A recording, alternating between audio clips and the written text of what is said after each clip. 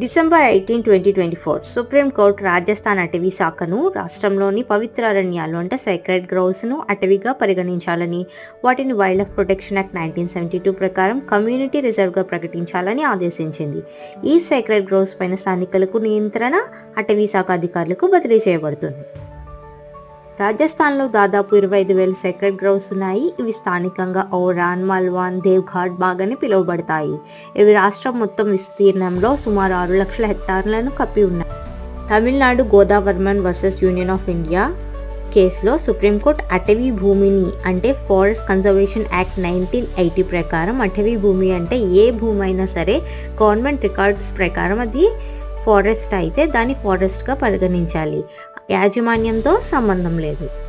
2004లో రాజస్థాన్ ప్రభుత్వం sacred గ్రోవ్స్లో 5 హెక్టార్స్తో hectare కనీసం 200 మొక్కలు ఉంటే వాటిని డీమ్డ్ ఫారెస్ట్గా పరిగణించింది. అయితే సుప్రీంకోర్టు సెంట్రల్ ఎంపవర్డ్ కమిటీ ఈ ప్రమాణాలను సవాలు చేసింది.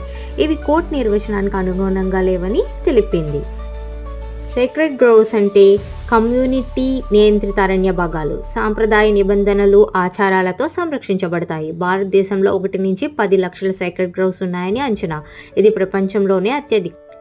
రాష్ట్రాల వారీగా వీటి పేర్లు మారుతూ ఉంటాయి. కర్ణాటకలో దేవరకాడు, హిమాచల్ ప్రదేశ్లో దేవ్బన్, కేరళలో కావు.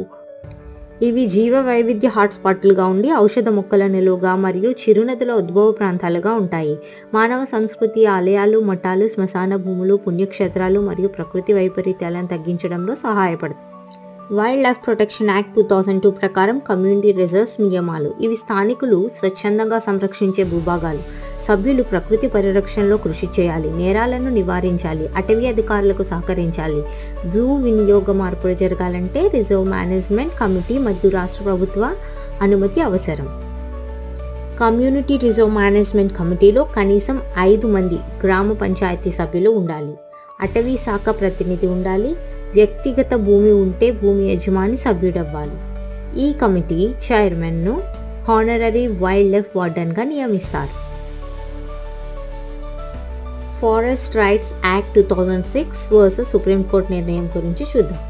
2006 అటవీ హక్కుల చట్టం ప్రకారం సైక్రెడ్ గ్రోవ్స్ను కమ్యూనిటీ ఫారెస్ట్ రిసోర్సెస్గా గ్రామ సభల అధికారంలో ఉంచింది.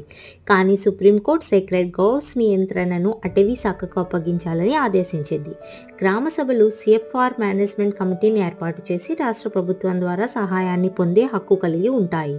ఈ పవిత్ర అరణ్యాలు హిందూ, బౌద్ధ, జైన, ఆదివాసీ సంప్రదాయాలలో ప్రత్యేకమైన పవిత్ర స్థలాలుగా పరిగణించబడతాయి. వీటిని మతపరమైన నిబంధనల ద్వారా సంరక్షిస్తారు. Thank you for watching. Please